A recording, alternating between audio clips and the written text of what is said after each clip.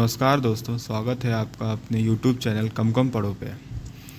आज ये nuclear physics पे जो हम लोग चर्चा कर रहे थे उसका ये तीसरा एपिसोड, और इस एपिसोड में हम लोग देखेंगे कि न्यूक्लियस का शेप कैसा है, साइज कैसा है और डेंसिटी क्या है।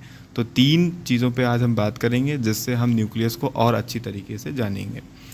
सबसे पहला आता है कि न्यूक्लियस का शेप कैसा है। तो जब भी हम न्यूक्लियस के शेप की बात करते हैं तो ये चीज़ देखो एक्सपेरिमेंटली निकल के आती है कि जो भी न्यूक्लियस का शेप है हमारे पास में वो स्फेरिकल माना जाता है। परफेक्टली स्फेरिकल तो नहीं होता है, बट उसको हम जब भी अपनी कैलकुलेशंस में या जब भी हमें उसका इस्तेमाल करना होता है अपनी लेबोरेटरीज़ वगैरह में, तो हम उन कैलकुलेशंस के लिए उसके शेप को स्फेरिकल मान लेते हैं।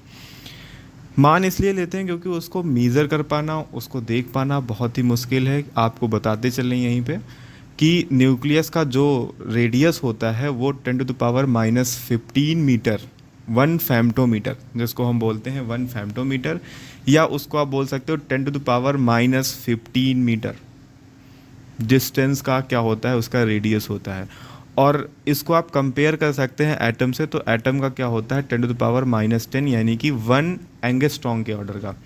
तो इतना छोटा होता है, 10⁵ टाइम्स हमारा क्या होता है, न्यूक्लियस छोटा होता है एटम से।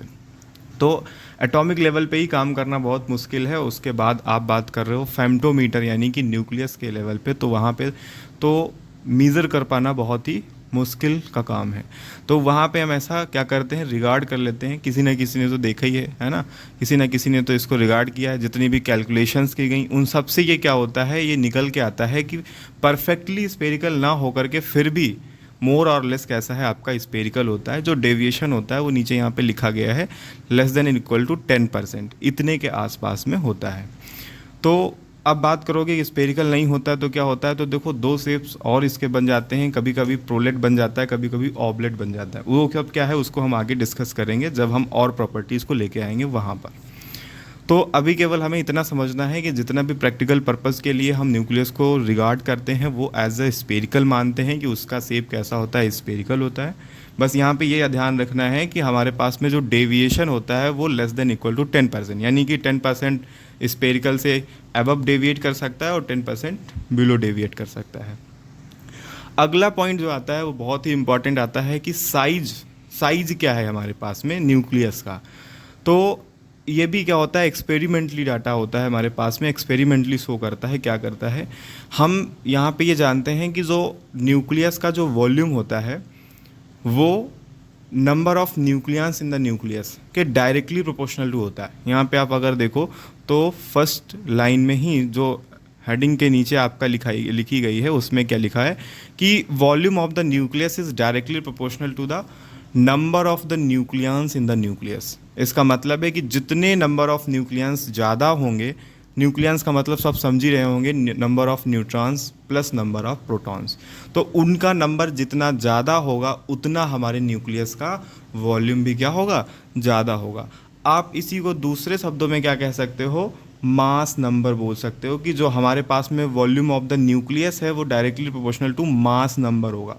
और ये चीज़ आपको पिछले वाले भाग में बताया ही गया था कि जो हमारे पास मास नंबर ए होता है, जैसे क्या होता था कि कोई हमारे पास में होता था, कोई एक एलिमेंट क्या होता था हमारे पास में इस तरीके से, अगर एक्स है तो वहाँ पे क्या होता था कि ये जेड हमारे पास में एटॉमिक नंबर होता था, और जो यहाँ पे ए लिखा होता था वो क्या होता था, मास नंबर होता था।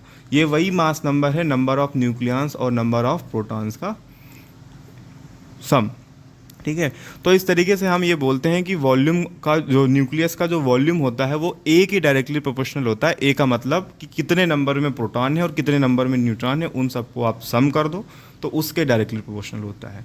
तो अब हमारे पास में यहाँ से क्या आता है कि ये जो साइड में फिगर भी आपको दिखाया गया है कि स्पेरिकल जैसा है, न्यूक्लियस को कंसीडर करते हुए कि स्पेरिकल शेप का होता है, इसकी रेडियस स्मॉल आर है। तो अगर हम कभी भी स्पेरिकल का वॉल्यूम लेते हैं तो क्या निकाल के आता है, हमारे पास में निकल के आता है 4/3 पाई आर क्यूब। तो हम इसको यहाँ पे v की जगह पे क्या कर सकते हैं, पुट कर सकते हैं 4/3 पाई आर क्यूब। ये क्या हो गया, वॉल्यूम ऑफ द स्फीयर या फिर volume of the nucleus is directly proportional to A. इसके बाद में अब क्या आता है, 4/3 पाई को आप क्या कर दो, राइट हैंड साइड में भेज दो और आर क्यूब को लेफ्ट हैंड साइड में रहने दो। तो R cube is directly proportional to A. ये जो 3 ऊपर जाएगा इधर राइट हैंड साइड में, 4 इधर आएगा, पाई इधर आएगा, है ना, बॉटम में।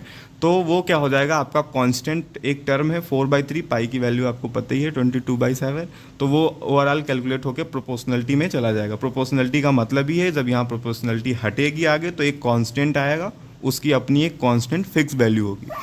तो वो जब प्रोपोर्शनलिटी यहाँ पे हटेगी तो क्या होगा उसको देखेंगे। अब यहाँ पे देखो R cube is directly proportional to A है। इसका मतलब क्या है कि इधर से अगर हम क्या करते हैं क्यूब रूट लेते हैं तो क्या हो जाता है, ये क्यूब यहाँ से क्यूब हटता है तो ए की पावर क्या हो जाता है, 1/3 हो जाता है। नॉर्मल सा मैथमेटिक्स है, देखा जा सकता है ना। इसके बाद जब ये प्रोपोर्शनलिटी का साइन हटता है तो एक नया कांस्टेंट आता है, जैसा कि मैंने बताया R0। तो R equal of the R0 a⁻1/3। ये हमारे पास में क्या हो जाता है, साइज़ के लिए, न्यूक्लियस के साइज़ के लिए क्या हो जाता है, फार्मूला हो जाता है। यहाँ पे किस टर्म का क्या मतलब है इसको समझ लेते हैं। तो यहाँ पे जो हमारे पास में क्या है, R है, R का मतलब हो जाता है रेडियस ऑफ द न्यूक्लियस। हमारा जो न्यूक्लियस है उसका रेडियस क्या है, R0 मैंने जैसा कि बताया कांस्टेंट होता है, ये for the all nuclei same रहता है 1.2 × 10⁻⁻15 मीटर। याद रखेंगे 1.2 × 10⁻⁻15 मीटर या 1.2 फर्मी, है ना, फर्मी, फेम्टोमीटर भी उसको कई बार बोला जाता है। तो ये ए क्या है आपको पता ही है, मास नंबर है। तो ये हमारे पास में क्या होता है, फार्मूला निकल के आता है। तो अगर हम R0 की वैल्यू अगर सारे न्यूक्लियाई के लिए फिक्स ही है 1.2 × 10⁻⁻15 मीटर, तो इसको उठा के अगर पुट करते हैं तो ये जो लास्ट में इक्वेशन लिख रखा है R बराबर 1.2 × a⁻1/3 फर्मी, ये हमारे पास में क्या होती है, ओवरऑल इक्वेशन बन के आती है साइज़ के लिए।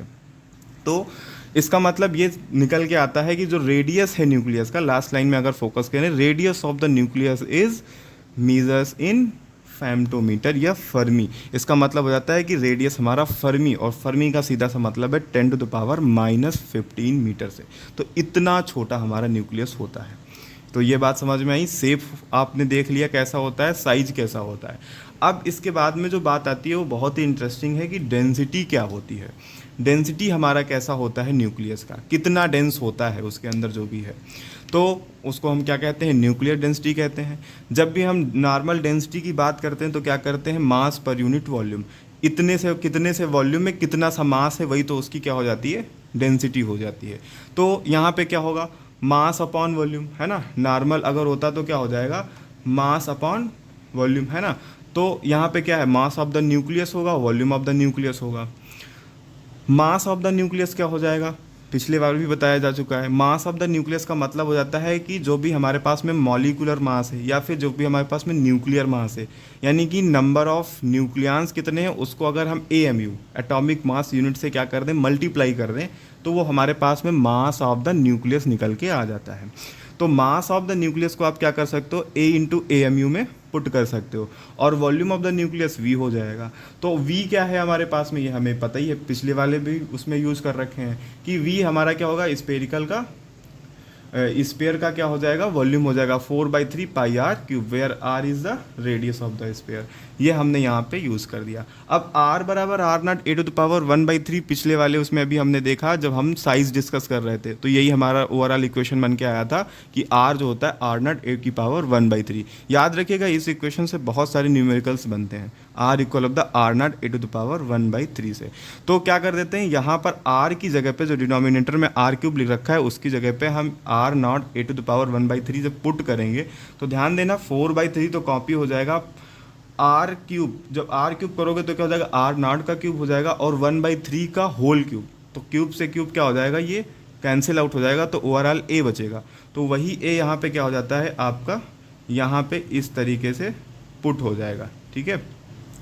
इसके बाद में फिर अब और आगे बढ़ते हैं। तो देखो ये A से A तो क्या हो गया, इसी इक्वेशन में कैंसिल आउट हो गया। उसके बाद में क्या आता है, ये 1 AMU अपॉन 4/3 पाई R0 क्यूब। तो A से A तो कैंसिल आउट हो गया। अब 1 AMU क्या क्या मतलब हो गया, है ना। तो 1 AMU का मतलब हो गया कि एटॉमिक मास यूनिट, जो कि आपका क्या होता है, मास ऑफ द न्यूट्रॉन या मास ऑफ द प्रोटॉन के इक्वल होता है, किसी का एक का भी ले लो। तो ये क्या हो जाता है 1.67 × 10⁻⁻27 kg के बराबर होता है 1 AMU की वैल्यू। उसको हमने पुटअप कर दिया, 4/3 रखा, पाई की वैल्यू आपको पता है 27/4। आर नॉट की वैल्यू आपने पीछे वाले में देखी थी कि 1.2 इंटू 10⁻15, क्यूब की जगह पे आपने क्यूब इस्तेमाल कर लिया। और इस पूरे के पूरे को आप क्या करेंगे, कैलकुलेटर से कैलकुलेट करेंगे तो वो आपका जो डेंसिटी है वो अप्रॉक्सीमेट 2 इंटू 10⁻17 kg पर मीटर क्यूब निकल के आ जाएगा। यहाँ से दो रिजल्ट बहुत अच्छे से निकल के आते हैं। एक तो आपको ये फोकस करने की ज़रूरत है कि डेंसिटी जो है वो हमारा क्या हो रहा है, सेम फॉर ऑल न्यूक्लियाई। इसका मतलब क्या हुआ, आप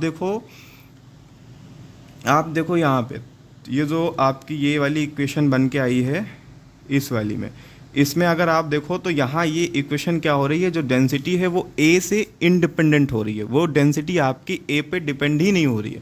इसका मतलब ये हुआ कि आप ए को बढ़ाओ या घटाओ, हमसे कोई मतलब नहीं है, डेंसिटी से कोई मतलब नहीं है ना। डेंसिटी क्या कहती है, हम सेम ही रहेंगे हर एक के केस में। तो इसका मतलब ये हुआ कि डेंसिटी इज़ इंडिपेंडेंट ऑफ ए, है ना, वो ए पे डिपेंड करती ही नहीं है।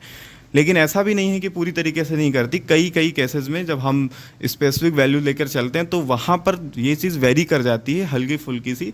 तो कितना वेरी करता है, 2 की जगह पे 2.3, 2.1 ऐसे वेरी करता है। ऑर्डर में हमेशा किस पे फोकस करना चाहिए, मैं ऑर्डर वेरी करता है कि नहीं करता, तो ऑर्डर वेरी नहीं करता है। और यहाँ इस इक्वेशन में आप ये भी देखते हो कि ए से ए कैंसिल आउट भी हो जाता है, तो इस तरीके से ये ए पे डिपेंड नहीं करती है। तो ये आपके लिए क्या निकल के आता है कि जो डेंसिटी ऑफ न्यूक्लियस है वो सारे न्यूक्लियाई के लिए सेम है। और कितना होता है, तो 10⁻17 kg पर मीटर क्यूब याद रखेंगे। अब बात यहाँ पे सबसे इम्पॉर्टेंट जो ये आती है, ये सब कैलकुलेट करने के बाद में, कि जो ये डेंसिटी 10⁻17 kg पर मीटर क्यूब निकल के आई है, इसको ज़रा फील करने की कोशिश करते हैं। तो सबसे पहले हम आपको एग्जांपल देते हैं वाटर के केस में। अगर आप वाटर को ध्यान से देखें तो 1 लीटर वाटर जो होता है वो 1 kg वाटर के इक्वल होता है किसी एक पर्टिकुलर टेम्परेचर पे, और वो टेम्परेचर हमारे पास में होता है 4 डिग्री सेंटीग्रेड। तो 4 डिग्री सेल्सियस पे वो क्या हो जाता है, 1 लीटर वाटर हमारा 1 kg वाटर के क्या हो जाता है, इक्वल हो जाता है। तो यहाँ से जब हम डेंसिटी को कैलकुलेट करते हैं, डेंसिटी वही हमारा मास पर यूनिट वॉल्यूम, तो वो कितना निकल के आता है, 10⁻3 kg पर मीटर क्यूब। साइड में ये लिखा भी गया है। तो ये हमारा वाटर का मामला हो जाता है।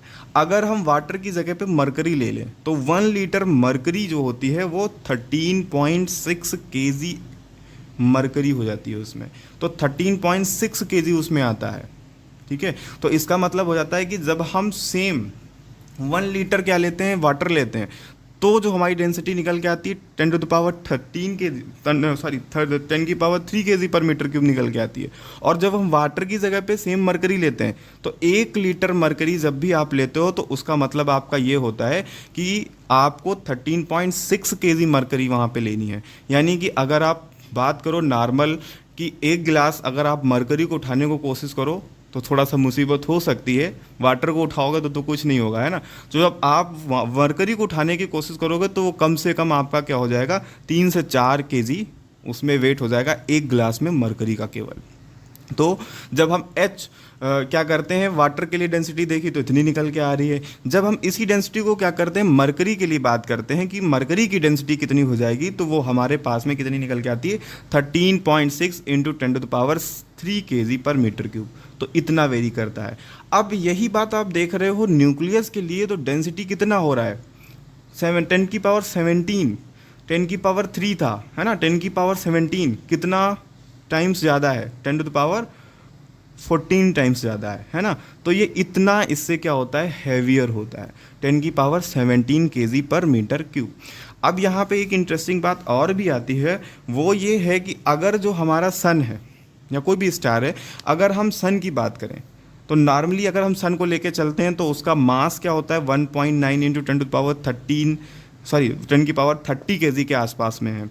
और अगर हम ये मान लें कि वो सन हमारा पूरा का पूरा न्यूक्लियस से मिलकर के बना हुआ है, केवल और केवल उसमें न्यूक्लियस ही न्यूक्लियस है, और वो न्यूट्रॉन स्टार में कन्वर्ट हो जाता है। न्यूक्लियस ही न्यूक्लियस का मतलब सारे न्यूक्लियस, तो वो उसको हम क्या बोल देते हैं, स्टार को न्यूट्रॉन स्टार, है ना। तो वहाँ पर डेंसिटी आपको क्या लेनी पड़ेगी, आपने जो अभी कैलकुलेट की 2 इंटू 10⁻17 kg पर मीटर क्यूब, ये आपकी डेंसिटी हो गई। मास आपको 10⁻30 kg ठीक है, सन का अप्रॉक्स ये लेते हैं और रो बराबर m/v मास पर यूनिट वॉल्यूम में रख के कैलकुलेट करते हैं, तो ये निकल के आता है कि जो r है वो कितना आता है 10 से 15 किलोमीटर के बीच में।